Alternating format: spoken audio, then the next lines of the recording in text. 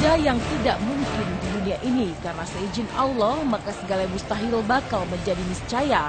Seperti kisah Nabi Musa yang menorehkan keniscayaan dari segala hal yang mustahil dilakukan manusia. Lewat sebatang tongkat yang digenggamnya, maka terukirlah kisah abadi tentang hadirnya ular besar yang berasal dari tongkat miliknya. Dengan tongkatnya pula, maka Nabi Musa membelah Laut Merah menghindari kejaran pasukan Raja Fir'aun yang lalim dan kejam. Benarkah tongkat Nabi Musa kini berada di Museum Topkapi, Istanbul, Turki? Seperti apa bentuk tongkat yang disebut-sebut sebagai tongkat Nabi Musa? Kisah tongkat Nabi Musa dan segala keajaibannya akan disajikan dalam silet spektakuler kali ini.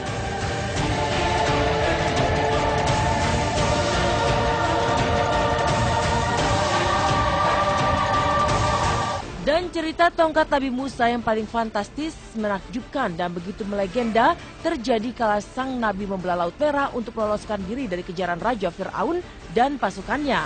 Saat itu para pengikut Nabi Musa dikejar pasukan Fir'aun hingga tepian Laut Merah dan langkah Nabi Musa beserta para pengikutnya terhenti di tepian Laut Merah yang begitu besar ombaknya. Di atas kertas, Musa dan para pengikutnya bakal binasa sebab di belakang sana pasukan Fir'aun mengejarnya. Di saat itulah Musa mengetukkan tongkatnya dan terbelahlah Laut Merah menjadi dua. Maka berjalan Nabi Musa di tengahnya bersama para pengikutnya. Pasukan Fir'aun yang mencoba mengejar akhirnya binasa sebab sesampai di daratan, Musa kembali mengetukkan tongkat dan lautan kembali tertutup seperti sedia kala. Ya, pada saat itu di belakang Fir'aun dan tentaranya sudah mengejarnya.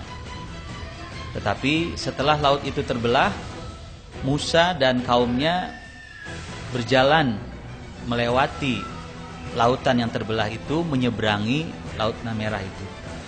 Setelah semuanya sampai di daratan dan Fir'aun dan tentaranya masih di tengah-tengah Laut Merah itu, kemudian Allah perintahkan kepada Nabi Musa untuk mengangkat tongkat itu dan seketika laut kembali seperti semula.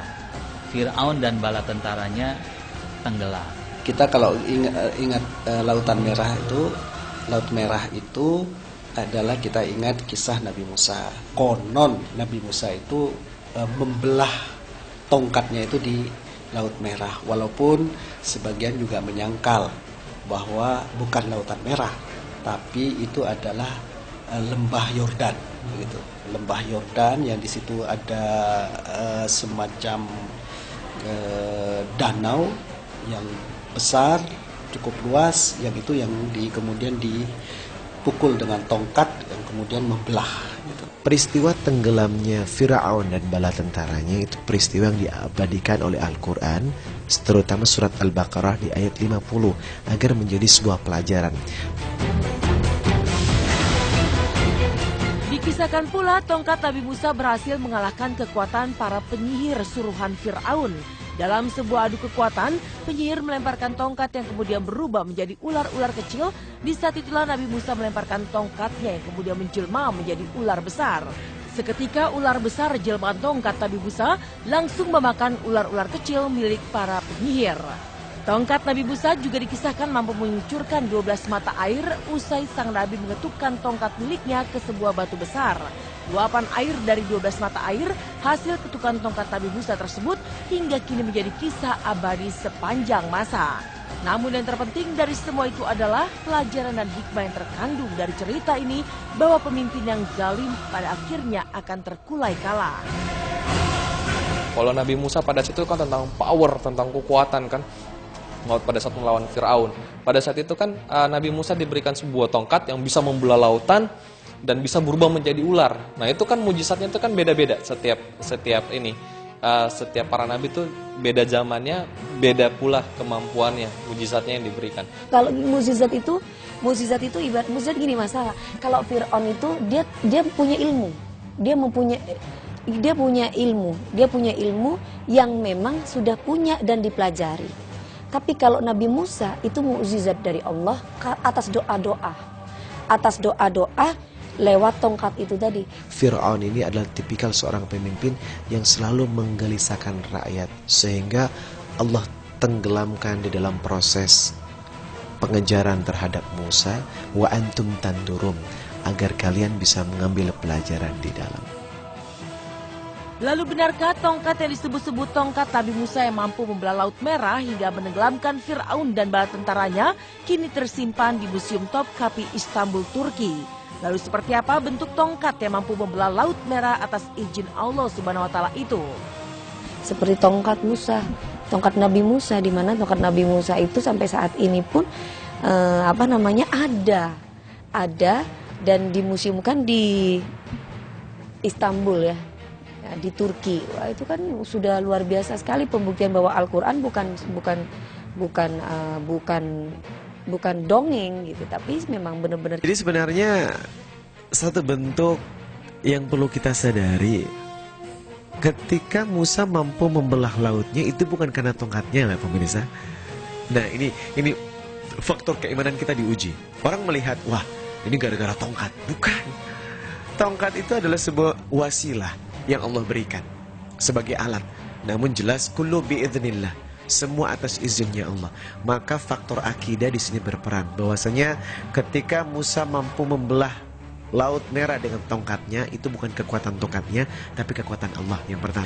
Saya pernah mendengar bahwasanya di Dubai itu ada sebuah museum yang menyimpan tongkatnya Nabi Musa. Namun hal ini perlu diteliti lebih lanjut secara pasti, sebab sekali lagi kerja arkeologi dalam membuat sebuah keputusan memang tidak sembarangan, namun juga diperlukan sebuah research, penelitian yang cukup panjang. Kalau dalam informasi hadis ataupun Quran, bahwasanya apakah Allah juga mengawetkan tongkat Nabi Musa, maka saya belum pernah membacanya. Wallahu a'lam bishawab kalau ternyata tongkat itu memang benar.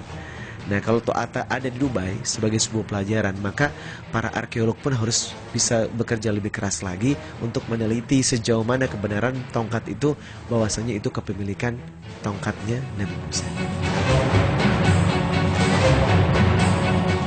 Selain keberadaan tongkat yang disebut-sebut tongkat Nabi Musa dan disimpan di Museum Topkapi, sebuah penelitian juga menemukan berbagai puing-puing seperti roda kereta hingga tengkorak di dasar laut yang usianya sama dengan peristiwa terbelahnya Laut Merah itu terjadi. Sementara ini hasilnya menyatakan bahwa roda-roda atau bekas-bekas kereta yang ditemukan di dasar Laut Merah itu adalah diyakini bahwa inilah kereta yang dipakai oleh Fir'aun dan bala tentaranya untuk mengejar Musa dan kaumnya itu. Semua bisa menyeberangi, dan ketika Fir'aun dan bala tentaranya juga lewat, akhirnya tertutuplah laut yang terbelah. Dan itu cocok dengan penemuan arkeologi yang ditemukan oleh Howard Carter pada tahun 1922. Demikian kisah Nabi Musa dan mukjizatnya berupa tongkat yang mampu membelah Laut Merah dan berubah menjadi ular besar. Semoga kisah Nabi Musa alaihissalam semakin menambah keimanan setiap umat muslim pada Allah Subhanahu wa Ta'ala. Pemirsa, tunggu kisah dan informasi menarik lainnya di Silet Spektakuler esok hari. Sampai jumpa.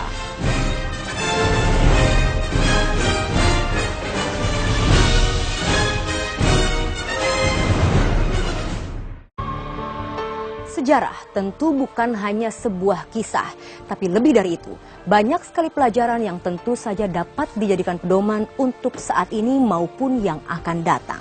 Maka dengan banyaknya sejarah yang tersebar di Timur Tengah, semoga saja dapat memperkuat dan mempertebal keimanan kita kepada Sang Maha Pencipta. Nah pemirsa, semoga tayangan kami tadi bermanfaat bagi Anda.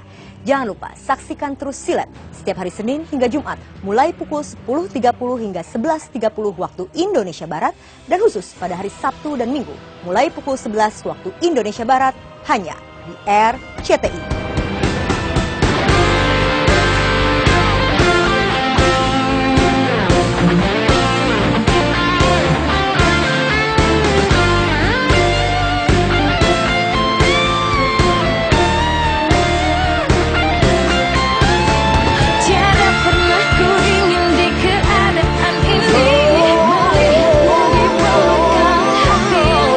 Namun apakah bibirku tak bisa